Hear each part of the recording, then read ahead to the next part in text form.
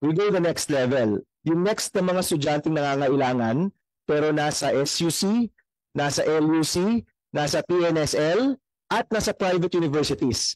Yung guidelines po dyan yung kailangan ho natin. Yes. Now, kung tanungin po ako, basta naka-enroll ka sa SUC at LUC, the biggest likelihood is nangangailangan ka ng tulong. Kasi yung 4Ps po, sa totoo lang, ano po, talagang, ano yan, some of them are still below the poverty line. You know? Pero yung mga nasa poverty line or slightly above the poverty line, kailangan pa rin po yan ng tulong.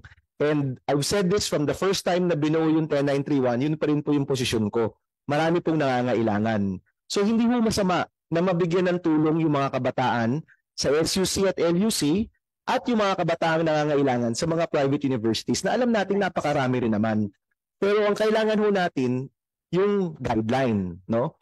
Personally, if you ask me, gawing simple yung guideline, basta naka-enroll ka, you can avail. Sa SUC at LUC, you can avail, no? Yung sa private, I leave it to CHED to determine ano yung guidelines dyan. But ito pong subsidiya natin, isa lang yan.